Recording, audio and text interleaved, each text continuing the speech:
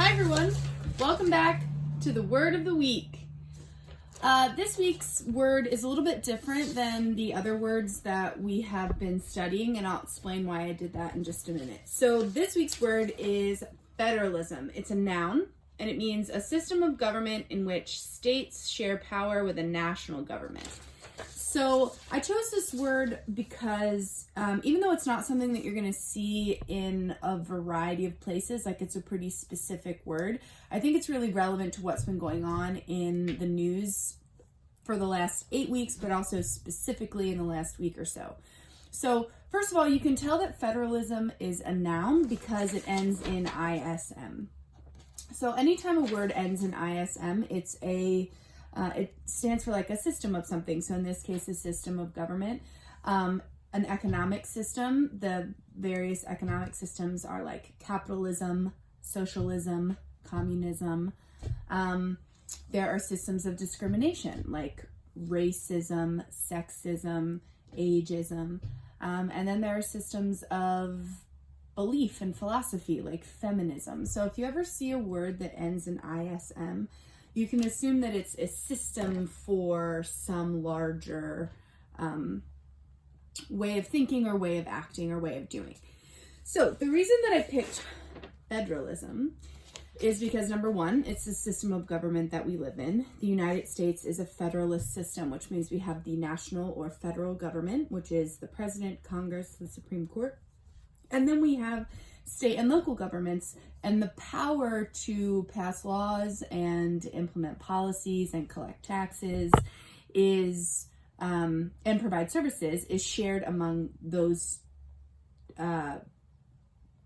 systems of government. So for example, education is governed in what is called local control. So the state allocates or gives money to the state, being the state of Washington, gives money to local school districts, and local school districts, so in our case Morton, and the local school board, the people who are elected in Morton, get to make decisions about how to run the school system, who to hire, what classes to offer.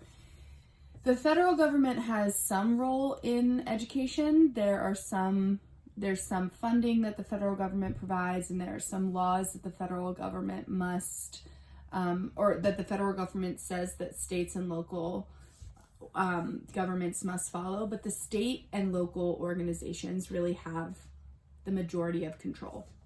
Another really good example of federalism is like the minimum wage.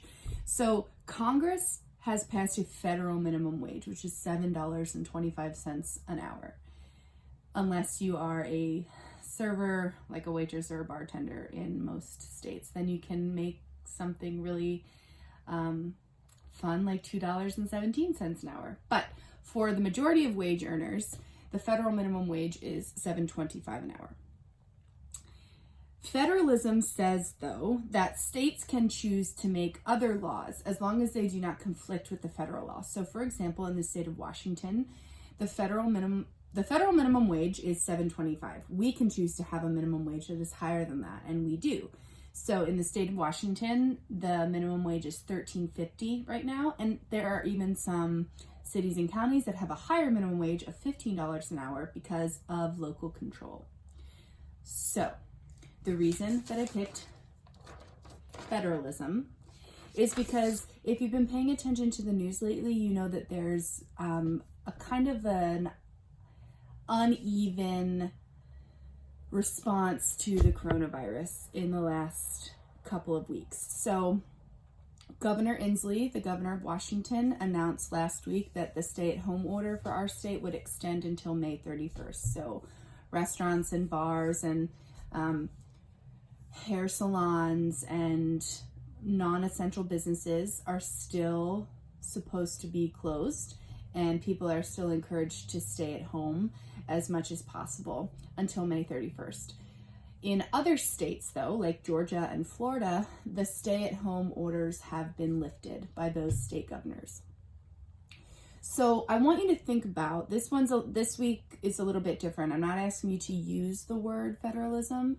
I'm asking you to think about what you think about federalism. So do you think that having a federalist system, like having a system where states get to share some of their power with the federal government and make certain local decisions, do you think that's a good thing? Or do you think that in a situation like a national health crisis like the one that we're in, do you think that the federal government should be able to make sweeping statements? So President Trump has kind of gone back and forth a little bit about whether he is recommending people stay at home or recommending that businesses open back up. But he actually can't make that decision for the states. That's why some states like ours have extended the stay-at-home order and some states like Georgia have ended them. So do you think federalism works in a national crisis situation? Or do you think having one single policy for the entire country would be beneficial? So this has been the word of the week. I hope you're enjoying the videos. I know that a lot of you have a lot going on, and watching these videos every week may not be possible, but if you are watching them, I appreciate it. If you have suggestions for words that you'd like me to do, or for topics that you'd like me to assign for your class to read about, please let me know. I would love to get some, to send out some information and some learning activities that you guys are particularly interested in. So as always, I miss you. I hope you're doing well. I hope you're staying out of the rain, even though it's been raining and sunny like every 20 minutes. It changes today. But again, sorry, this has been long and I didn't mean for it to be. It's the word of the week from Miss West. Bye.